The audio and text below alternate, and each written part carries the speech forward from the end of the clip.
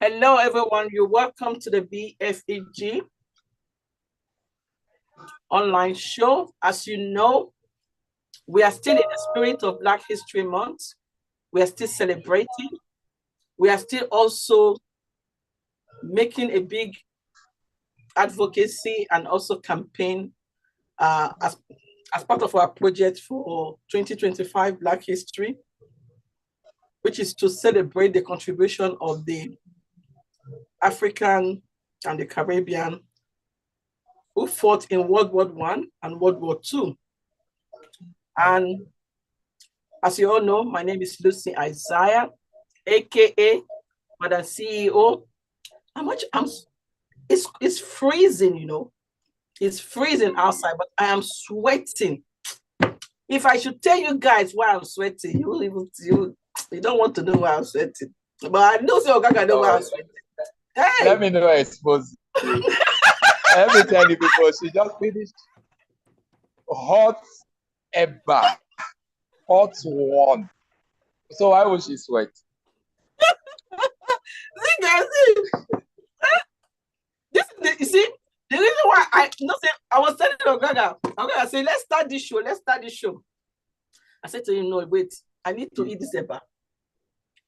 I need to eat this Eba and ogbono soup before I start the show. You see, the reason why I decided to eat this Eba and ogbono soup, like I tell you guys, because our soldier that fought during the war, they travel all the way, another man's war, all the way, let's be serious, all the way from Africa to a European land to go and fight a war that is not made for them. They are used to eating Eba, ogbono soup, egusi, edikainko, amala, ewedu, brokoto. You know, all the African nourishes. You see, when you eat the African food, you sweat. You know, for here, you hardly see your sweat because the cold, you can't sweat. You know, this one, you don't even need any sauna. You don't need sauna, you don't need anything to, no exercise. Once you eat those African food with the pepper, all the airports in your body, they will open. You see the way I'm sweating. When I was coming, if I tell you how many jackets I wear today, you see, I have this one. I have a singlet inside. I have this one. I was freezing like waiting. And I have this one. And I have my tie. I have my boots. And I have my... I dress up like masquerade. Yeah? Plus your headgear again. You go put I can't put my... You did tell me. But when I enter, I was still cold. I was still freezing. You can see my jacket is still even behind me. I just removed this one. I'm gonna, you see, when we first called it, I was having this jumper on. But the signs and wonder that they're back and doing your body. Imagine, you know what we talk about. What we talk about are African heroes who fought in the World War. You can imagine them in the battlefield, freezing. You know how many died? Freezing. So you can imagine. That was why I wanted to have a taste of this feeling. I know I'm going to say, what's the work with this woman now? We're not going to start this show, but I wanted to have the taste. So I wanted to feel that taste of that, you know, that heavy food. And our soldier came inside that cold. Yeah. Don't play with Europe cold. If you have your family back in Europe, don't play with the cold where they are. That cold, it enter bone. It go inside your skin, go enter your bone, go enter your vein. Not be small cold. Not they play with the cold. But, if it is that cold in UK like this, what do you talk about those in Canada? Snow now. Nice. And all this is they add. It's almost tragedy. So now this is they add to some people depression and all those things. See, Africans, of course, they are doing well here. And once they travel to such regions, they develop a lot of mental issues. Very correct. And just imagine how this soldier they felt, you know, how they felt, what they went through, the struggle, and at the end of the day, They are forgotten. You know, at the end of the day, they are forgotten. So I'm going to hand over to my co-host, Siagaga, to introduce.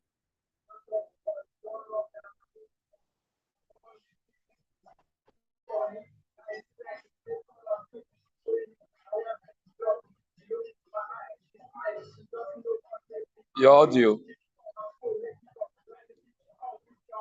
Your audio, Madam Lucy. Your audio is off. Can you hear over me? to you, Agaga. Introduce yourself here. Go on. Okay. Good evening. Ogaga Lovely, aka Blade OG. Let me follow you, aka Blade OG. I'm a writer, a blogger. I'm also the general manager of BFEG Voice Radio. You know, so who are hitting BFEG Voice. Tune in. We have a lot of Christmas carol, a lot of package. I love the Christmas carol. I love it. I'm happy you liked it. Anything for our audience. So it's nice being on the show, and it's nice connecting with you, Auntie Lucy, once again. Good evening from this side of the world. Over to you, Madam Lucy. Oh, guys, like you say, Agaga is back on. I enjoy him co-hosting me because he's a very diverse individual with different perspective to life, and I like his honesty. Like you guys know me, I know they do, you know, I like straight plain. Those of you that have worked with me, you know, straight plain. There's no need to, anything that needs to be said has to be said, you know. And the only thing is, say, those of you that don't want to listen, how some people say, Agabaza Kisamu, move to the front, you know, move forward.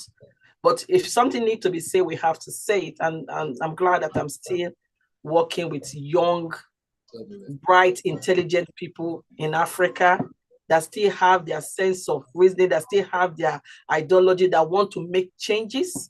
So we're going to shoot on with today. So today is talking about, I know our last event, we actually talked, I think we were looking at the numbers. Do we concentrate on the numbers, or we just go straight on I know I started with the food, or with the, which way do you want to direct me? You're just anyway, you could go with, let's look at the numbers, you know, you could look at the numbers you have there.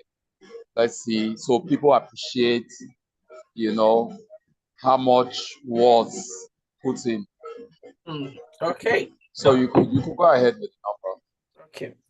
So I'm going to look at I think the last event we did, we were looking at them. Was it you that did the presentation for me, or some?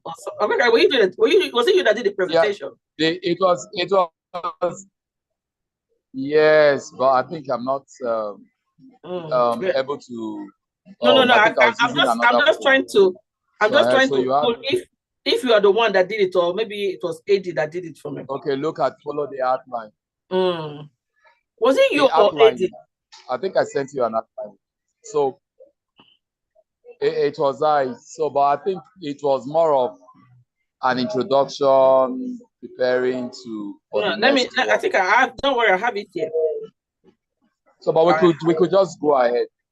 I have it here. Okay. I think I have it here. Just 1 second. I'm gonna pull it out. Let me pull out this information. So, but I know over 44,000 were from Nigeria.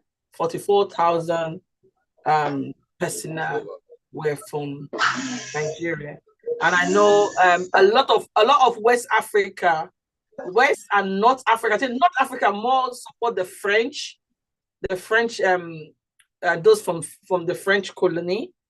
But from the West Africa, you have Nigerian, Ghana. I don't know if was there Mali.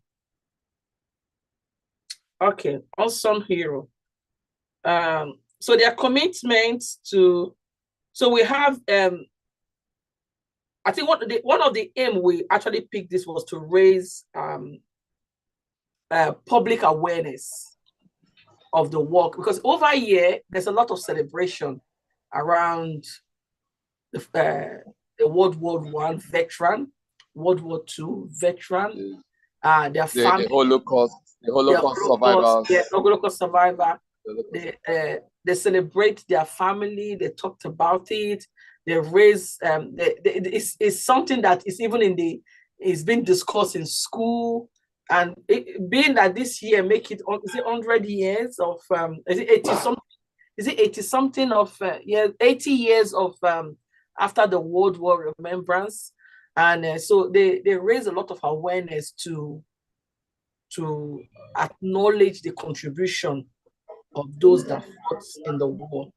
And one of the things we've seen over the years, that even though a lot of our Commonwealth countries are being invited to the ceremony, and they will lay a flower or a wreath to remember the forgotten African soldier, but you don't see them as part in the parade.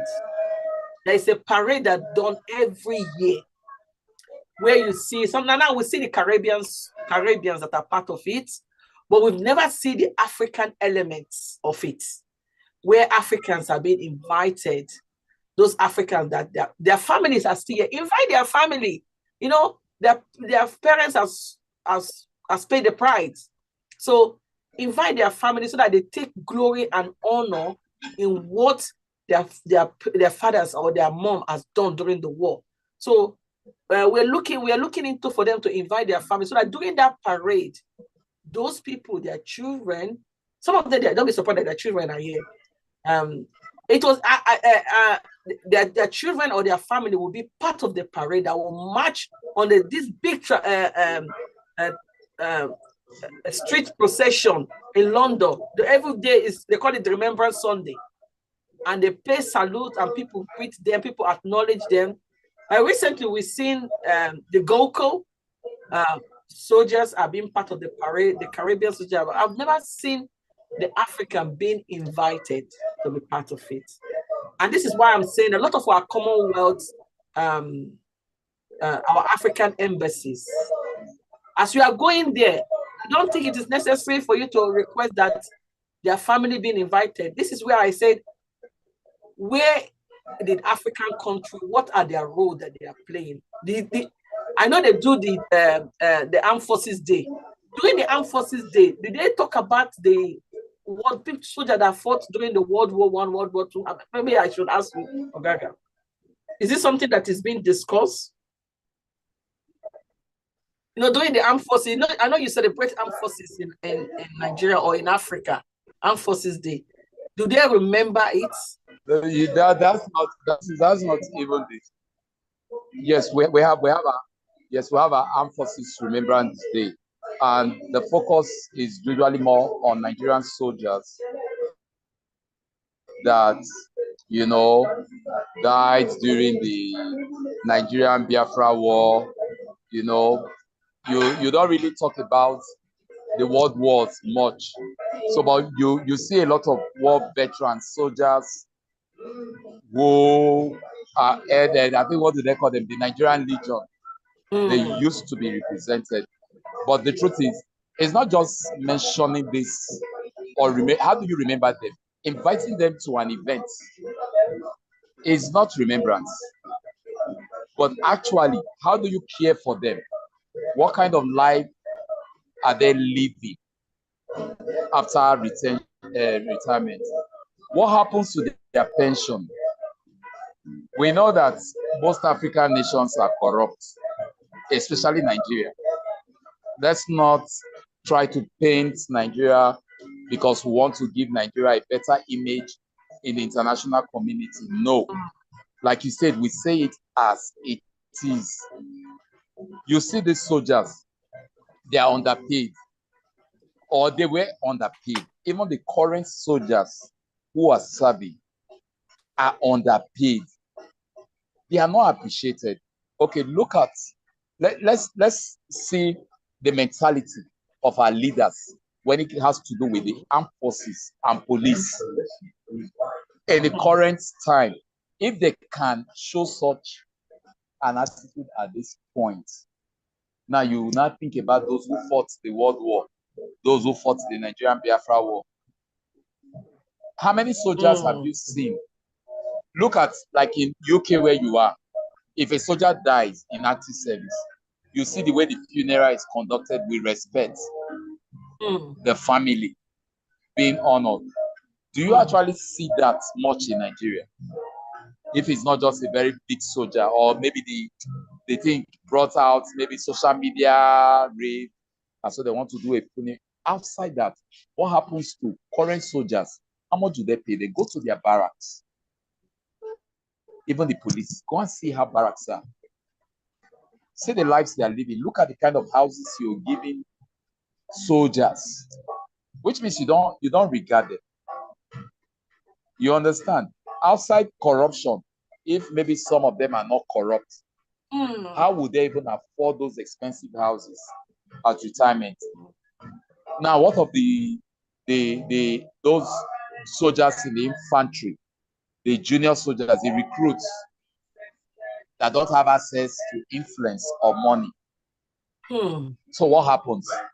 So see them, you go to the barracks, you see their children are struggling, their wives are struggling. Now they die in active service. We've never heard soldiers who died during the Boko Haram war, or as the Boko Haram war is going on, being honored. See, we have a colonel that was killed by these extremists. I think that was this month, early this month, or late last month. A Nigerian brigadier. You know what it is to become a brigadier general? First kidnapped. The Nigerian government denied that no general was kidnapped. And the next day, this Islamist brought out a video. And they killed him. And no word from the government. You're still having government negotiating with terrorists. It doesn't happen. Can it happen in the UK that the general was even kidnapped before they will even think of killing him? You know what their SEALs will do. So what I'm trying to say is, if the government handles cases of our soldiers currently who are serving, is it when they are retired or the old one that fought World War that will be recognized? Do you think they will have interest in approaching foreign governments to honor these our World War veterans that fought for this foreign nation? No. But that's where you and I come in as citizens. That's where activists, NGOs, come in to fight the cause, not to depend on the government, because we still have African countries that do not have respect for their soldiers. And as long as African countries and African leaders continue to show disrespect to their soldiers, you will not expect the foreign governments to show recognition to them. And let me give you an instance. We just like we're talking about artifacts.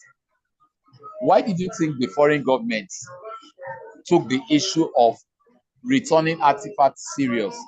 First, we had NGOs, activists who have been pushing, but these foreign governments have been very slow. But immediately the Nigerian government became involved, bought the idea, and they became involved. That's when we started having artifacts being returned. So if we want our World War veterans who fought World War I, a war that was not their own, to be recognized, first we will have governments at home that will first show that they have respect and recognition to their soldiers and their family. This foreign government will see the way you treat your soldiers when they die in battle, how you treat their wives, how you treat their children. In fact, even the way you bury them matters. When you bury them with respect. When the president President can write a letter, or a president can be on the phone. A recruit dies in battle, and the president picks up the phone and calls his wife and say, on behalf of the nation, we are sorry, we condole with you. Do you know the effect it will have and the morale it will boost across the line? So once they are seeing it, the people are happy, and they are speaking good about their government, and the foreign government see this. Then our government approach them, look, we had our own soldiers who fought for you, a war that was not theirs. You need to recognize them. You think they will not recognize them? You don't want to recognize them? Okay, there's a new trade deal on ground. For us to reach this new trade deal, for us to agree on this, oh, you want our oil, right? You want to renew you want to get contract to your companies. Look at our demands.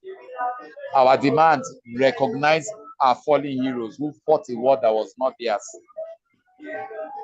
You think this one government will look at you at this? People are serious. Instead, they will ask you how much you go transfer. I give you my Swiss account. Then you pay money into Swiss account. Then they see that you're not serious. So that's part of the problem we are having. If your government does not, in fact, if the people do not, if citizens don't love their country, foreigners will love their country for them. For citizens to love their countries, they need to have leaders who love the country, who love the people, and who are there for the people. You know how many policemen have died in active service? Nobody talks about them. The only one they want to talk is the one that comes in their trends in the social media. So they want to take camera pictures. How about the thousands that die in Sambisa forest every day? So that's where we are. So that's my point. Over to you, Madam. Thank you very much for that. That was a very interesting one. I was just nodding and nodding because I know you've actually hit the nail and actually given a current example of the situation of if they've not actually treated the ones that are alive, what would they do? How would they treat the one that is already gone? And it's a shame. I think it is high time. I would like to know, as part of this my enthusiastic and my campaign, my love, because I'm from a military home, you know. My dad fought in the Civil War, Nigerian Civil War. He fought in Nigerian Civil War. My dad also served in Nigeria, served in the UK as a naval officer and in the British as a port in the British Navy in Portmont. So I'm very passionate about this, really, and having my great grand uncle that also fought in Burma. So I have a lineage of, and I know what he went through, because then I didn't even know why he went blind, because I know he was not seeing properly. I didn't know. It was later on I began to find out that it was during the war he had that deaf and he become blind. And it's so sad. And again, our government, this thing is not even taught in school, you know. It's not taught, and this is why I'm wondering the decision they made to remove history as part of our education in Africa or in Nigeria. You know, it needs to be taught. People need to, and when there's a lot of platform I go on TikTok, on Instagram, and I've not seen any of those content creators, only hosts actually taking this as a topic of discussion. They pick up other things. So sometimes when there are areas you address your government that will also help your present situation. Now we're talking about the welfare of acting military police officer. If they have not take account into the welfare of previous military people, those that have actually, those heroes, you know, how would they take recognition of the ones that are here? And when the ones that are here decided to die, how would they look after them? You know? So I was just going through some of the documents that I have. I was looking, they said over 2 million African and Caribbean soldiers fought in the World War I and II. From Nigeria, from Nigeria, Ghana, Sierra Leone, Jamaica, Barbados, Trinidad, Kenya, and the Gambia fought under the British Empire in the war. The war from 1914 to 1918. That is the World War I was from 1914 to 1918. And World War II was from 1939 to 1945. 2 million. 2 million. And it was not all the West African countries, so the ones that fought for Britain, which are the Nigeria, Ghana, Sierra Leone, Jamaica, Kenya, Gambia, Barbados, Trinidad. Even Algerians. Where the Algerians? Algeria fought for the French. They fought for the French, right? They fought for the French. So we have Algeria, Egypt, we have Indians. Indians also fought for them. So because we are concentrating on part of Africa. Yes. I said that their contribution was vital to the British victory. And and eventually helped in the liberation of Europe, their contribution. They served with distinguished, and they had with the infantry that they from the engineering, medical, and also they are part of the logistic. So, and they also at the infrastructure where they carry tools and all those things, help them to carry the load, carry the bomb. So some of the logistic, because anything you are doing without logistic, that thing cannot work, you know. No matter anything you're doing, you need logistic. So they were the logistic of the war. Of course. Exactly. So without them, they wouldn't have won the war. Yeah, because you know they have the strength. They have the strength now. They were stronger. That's why the weather affected some, but they could still carry on. Physically, they were strong. Not you chop about finish. You will chop about person we can't go take pancake. You want to try you, call the try. I want to try you. You understand? Plantain, all right, plantain. So that was the situation before. You know, they say across Africa and Asia.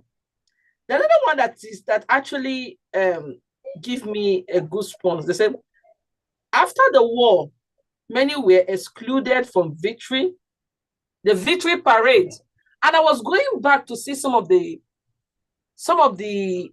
even the what's they call it, the film, even some of the original film that was showed on TV. I never seen no African there. I never seen one black person. Yes. I've never seen. But that's thanks for bringing that, Auntie Lucy. That's where African filmmakers come in. You understand? Nobody will tell your story except you tell your story. If somebody even tells your story, the person will tell your story either in their own narrative, in their own perspective. Exactly. So we need to tell our stories. And how do we do that? Yes, maybe we were not born at that time, like us, but we could make, as a filmmaker, we produce epic movies. You could make research. You understand? You make research and tell someone's stories. Like we have black movies where they tell the black stories, like those slave trade movies. They pick a particular person to tell his story. You can have others that are fiction, you know, but you pick someone's story. So what stops and some of them are still alive. Some of them are still alive. Yes, like in Kenya, we have some. I don't know the ones I saw their documentaries in Nigeria. They were like, I think one was dead already. But however, African filmmakers need to have that resources, you know, to visit these people, hear their story. Then we even, since this show are alive, can tell you about other people's stories. And we could have movies just like we have in the slave time. There are a lot of the whites have a lot of war movies, war story movies, but blacks have less black war story movies. This is going to bring like a war movie, but we just concentrate more on slave trade movie. One or two, trade. So it's one or two people's stories. So I think this is something that we can pick up from our end, and actually maybe something like you wrote the story of the one we acted at the Nigeria Congress. Maybe we can pick one or two people's story and just replay it for people to see what people went through and the life after the war. You know, so there are books like this man's book. His name has just flown out of my head. He has this movie. He has this novel. He's a white, but he documented this. He follows this story, so he documented it on a book. A war, I think World War One, like a war not theirs. I'll get the story. I think I saw that book. Yeah. So fighting a war that was not theirs. Like, you don't even need to go and find these people. This is somebody that has traveled to Africa. He has traced some of these family members. He has it in his book. You could get copyright from him to produce a movie out of it. That would make sense. A lot of sense. You understand? A lot of sense. Okay, talking about the movie now. Yeah, talking about the movie, this is where, you know, I know a lot of people will say, how do we come in? This is where sponsor, because sometimes we leave everything waiting for the government. The government have everybody dragging them. But I always believe in taking pride in your, not just your community, taking pride in your history, taking pride in your story, taking pride in your heritage, taking pride in who you are, your identity. We have a lot of companies, you know, we have various companies back in Africa, and some of them are foreign companies. This is your own way of actually, because this is also part of, slavery. Because if the slavery issue was dealt with properly, our African soldier will not be treated this way. It's because don't forget that same period we were still having those slavery issues. Yeah, that's what I'm saying now. That's what I was saying. It's because slavery was not, even after the stop of the slavery, the impact has not been kind of looked into. They've not looked into the impact of slavery, how slavery damaged the African, the Caribbean, how slavery actually make them inferior, second-class citizen. So when they abolished slavery, nothing was done to, like, you know, now when they say something happened, they will set up like a committee, they will set up like an independent advisory commissioning to look into it, to discuss it, to come up with a finding, and then that finding will now become a law, and that law will now start implementing so that it does not repeat itself. Yes, slavery was abolished, but there was nothing like an independent committee set up to look at the impact of slavery, how it affects people. I know later on, UN, there's something they call the UN decade, which UN actually look into it. I think they understand that was long. That was, I think that was maybe after the war. That was done after the war. But if that was done immediately, you know, and up to now we still not receive reparation of slavery. If that was done, we would not have seen, they would not have been treated. There would have been a guideline on how you treat other people, you know, because you can see that racism play a big role there. You know, xenophobic also play a big role because they look at people from this part of the world and think maybe with these people we once gone there, take their people, use them to do our work, ship them to another part of the world. We can also go back again, take them, fight, and we can see the sound of another war coming, the way things are going all over. You can actually smell it if you have the nose of smelling. You can actually smell it. You can see it. You can sight it. You can't even say you're smelling it. It's already going on. The Russia-Ukraine war. The Russia-Ukraine war. You have a lot of Africans who are fighting in that war. They are recruiting students, but they are not doing it like they are forcing you. Unlike the World War I, World War II. But even at the World War I, World War II, part of what also attracted some Africans, they were not coerced. Not all Africans. The money, not about the lie, the money too. They tell you they'll pay you. It was a lie now. Yeah, the money was a lie. The money was a lie. But the Russia-Ukraine war today, they are offering a lot of money to people. I have friend who was schooling in Russia. They offer them money to fight. You know, they took prisoners. They will tell the prisoner, if you fight, if you defeat this, you become free. When they were exhausting that, you see even North Koreans are in the war. British, Americans, different people, they use them as mercenaries are in the war. We're still having those kind of things today. There was in different parts of the world.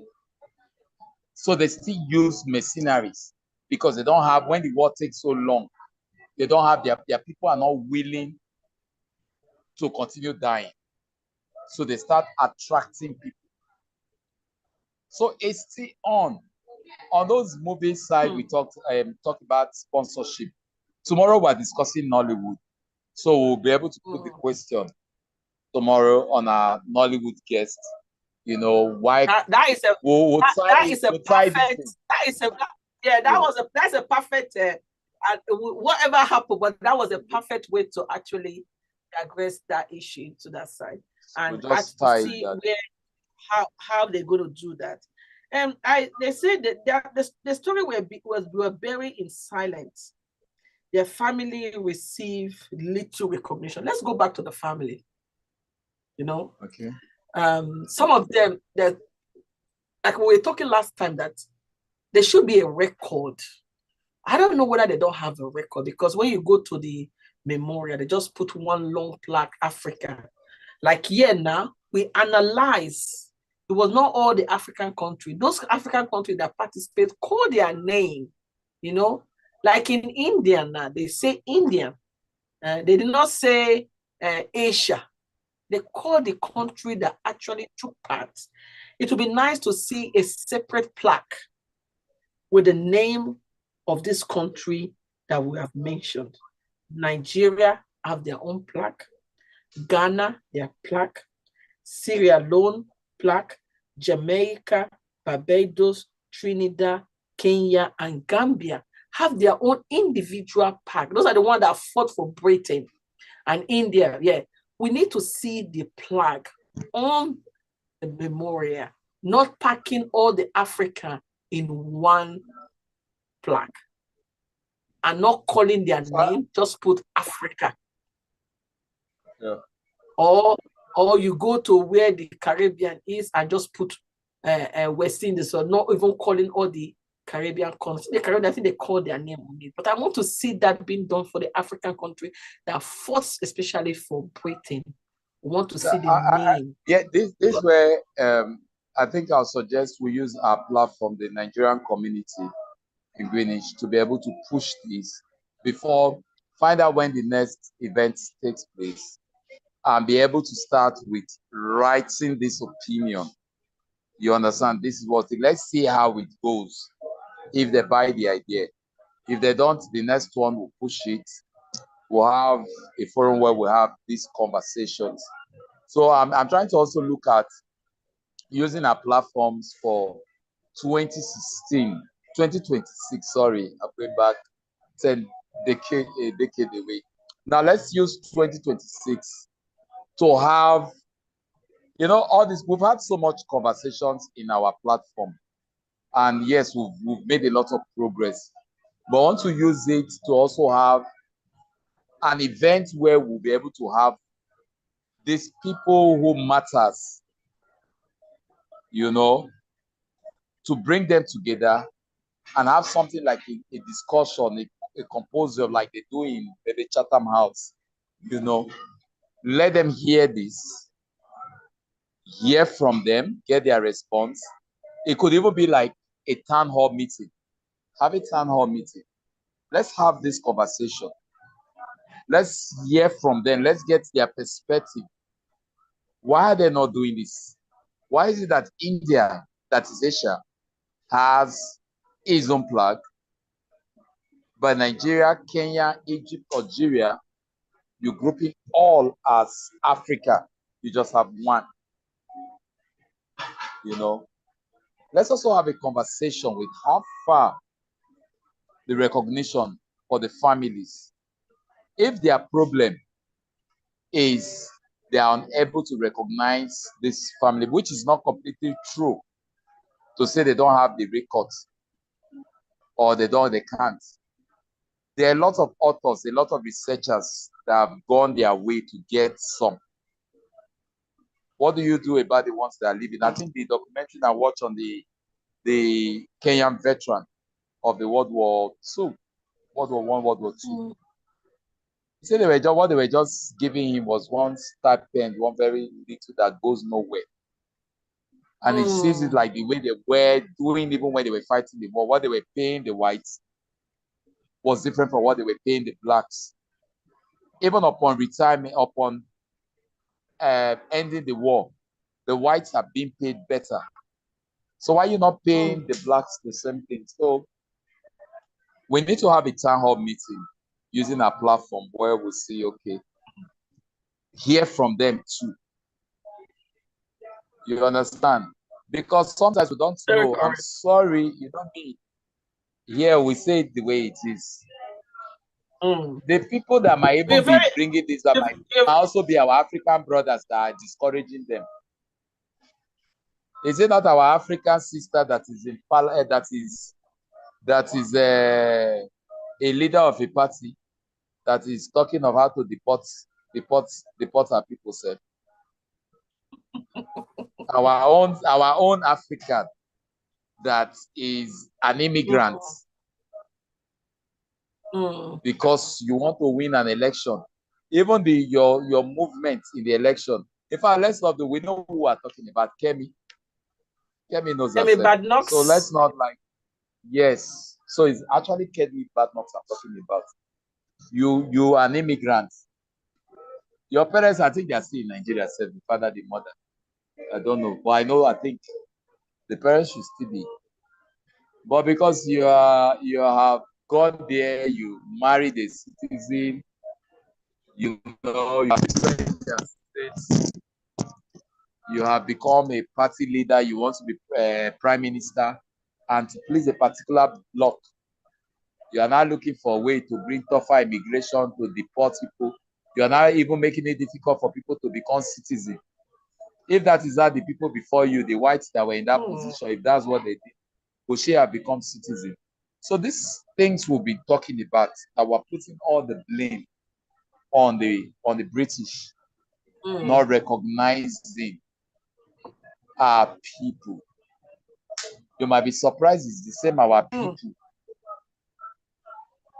that are discouraging them from moving this. And that's why I talked about using a platform to have like a town hall meeting and hear from them.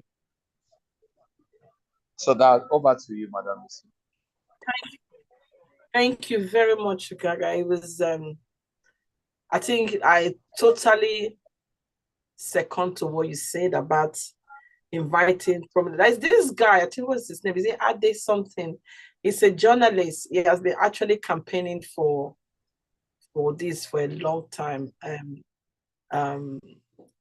Asking the British government, asking the Western to actually recognize, acknowledge the work they've done, and also put the story in a landmark where everyone will see, will know, and let it be taught in schools. He has been Shegun, I think he has his name. He has been seriously campaigning on that issue, and I think I had a privilege to meet him at the mayor's Black History event. That was not this year, last year, and I did say to him as I was showing him my dad's a document that he served, and also that of my great grand uncle, that you see what they've done. He said there's so many stories that need to be heard and need to be talked about, and not only just having that conversation here in Europe. I also like to have that conversation in Africa, Nigeria, Ghana. Let's meet too, and also meet with some of the military personnel.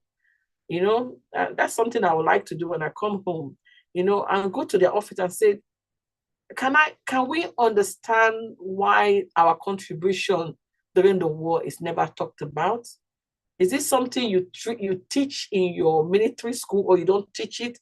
How can this be brought down to the common man knowledge that we actually contributed, not just we were the machinery, we were the logistic of the war. Without us, they wouldn't have won that war. Why is this not being? Why is there no memorial? Why is there no bank? What they call it? We call it bank holiday, public holiday. You know, to celebrate those soldiers that fought. Not just we know we have the armed forces day, but a special day for those that serve in the World War I and World War II. Why this is a Guinness World Record acknowledgement, you know, because every other people here they talked about it like no other thing. Why don't we like to share in our, you know, our contribution? Why is it that some of the things we do well we don't talk about it? We lament more on the things that we don't do well, but some of the things that we've done well, some of our achievements, is never been talked about. Before I wrapped up, I have this this poem was written by my son. My son read it during the he read it during the, you know, the memorial service we did on the 28th of November. So I'm going to read this as it's a prayer. It says it's a reflection moment inspired by the African culture tradition. By the African cultural tradition of bead symbols. And it goes this way. You know, the African culture is the bead. So this prayer is done as a bead symbol. So, you know, we like Naka say, Ogaga has a bead there. I have one, you see. I have one in my hand. So they said this prayer is, this poem is written as a symbol of a bead. So for every bead that is counted, a lot of those soldiers, when they go, this is something that they collect from their wives, they collect from their children, from their family. It's like, so that was why this thing is written as a bead symbol. So a lot of them, this was the only thing they took. Even though they took picture, rain, water might have damaged it, but some of them still remain with them in their hand. and some of them doing at their quiet time, they can actually just wringle around the bead and just try to remember their family. So I'm going to pick up my own bead, you know, because it's very symbol. It's a very a good symbol to actually try to travel into the mind. We're going to travel, like Fela would say, you're going to travel into the mind of the soldiers, how they were feeling. So, and after each verses, we're going to say Ise or Ashe or Amen, like the Englishman would say. They say, tonight we bead in remembrance. Each bead is a soul. Each bead is a soul. So just imagine having 2 million beads. You know how 2 million beads would be. So each bead is a soul, a story, a sacrifice. We honor the African and the Caribbean soldier whose footsteps shape the freedom we walk in today. You know, which freedom that touched me. He said, we honor the African and the Caribbean soldier whose footsteps shape. You see, I'll go back. Which footsteps shape the Europe a lot of people enjoy? They enjoy today. They enjoy, and they are about to scatter it again. They forgot which their footstep, their sacrifice shape it, even though they are not being talked about. For their courage unspoken, we remember. For their bravery unrecorded, we remember. For the life given far from home, we remember.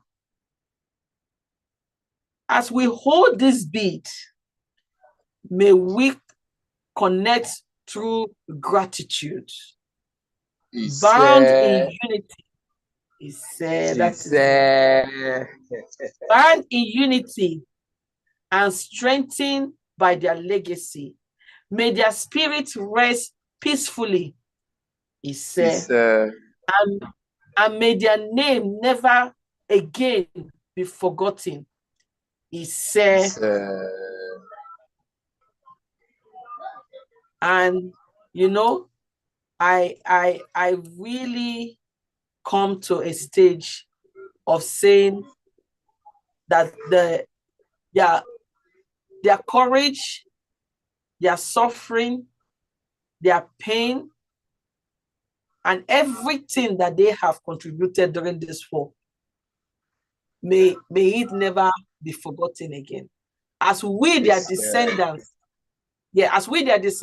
has raised the awareness. That tells you that a lot of those that died during the war, that they had no grave, their spirits are actually beginning to come to rest, because we now start to remember.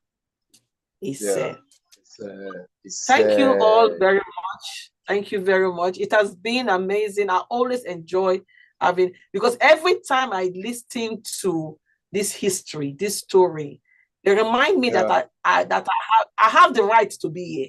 You know, it gives me, it gives me that goosebump. You know, when you walk on the street and somebody says to you, go home. I remember somebody saying to me like that in the bus, go back to your country. And I said, you know, when you don't know your history, when people say that thing to you, you just hide your face like that. But you know what? I stood with my bold chest, and I educate that man. I educate him a lot. And I remind him that this country that is so much love and care for, I want to know what was his father's contribution to this country. But I know I know my own lineage, you know, I know what my own lineage, for 3 generations, what we have contributed. You that you are asking me to go back to my country, I want to know what your own lineage. So if there's anybody that should go back to somebody's country, it should be him. You understand? You know? So It's good for us to continue to tell our story. It's good to us to also remind ourselves and remind those in authority that the sacrifice made by a lot of people, even though it's undocumented, even though it's unwritten, should shape our decision making. Thank you everyone for listening. I hope today has actually put a lot of light, has put a lot of thoughts in your mind. Yeah, put a lot of thoughts in your mind, put a lot of thinking in your mind. And I ask you also to go back, reflect, read about your history. Very important. And we'll see you again. I know tomorrow we are here to talk about tomorrow we talk Nollywood. So join us tomorrow as we talk Nollywood. Join us tomorrow. Yeah. Talk about Nollywood, and a little bit of this will be actually be spot on that. So thank you all for watching. Once again, my name is Lucy Isaiah, aka Madam CEO in the house, and I have Ogaga here with me, aka Blade OG. Blade OG. Don't cough. You record it, they cough. Thank you for having me. Thank you for being my co-host. I always enjoy my hosting with you, and this is where you have the truth. They say truth talk, not a lie. And you see the way we're flowing. When you speak truth, you don't need to. I don't need to say. No, we don't do that. Yeah, exactly. We don't do that. Exactly. We hit the nail. It's not everybody that will. It will be everybody cup of tea, but the truth has to be said. Understand me. I want to die in my grave a happy woman. So if I got something to say, I gotta say it. I gotta say it, and that is everybody should have the opportunity. You're not causing no harm on anybody. You're just bringing an awareness, knowledge. So whatever you have to give to the community, drop it down. So guys, good night for me, and also Ogaga, over to you. Good night, Madam Lucy. For me. And good night. Nice day with you. See you tomorrow as we talk Nollywood. Another year they watch plate and they wait for you. They wait for you. I will go back. Let me go. They watch plate to see you on the other side. Good night, Auntie Lucy.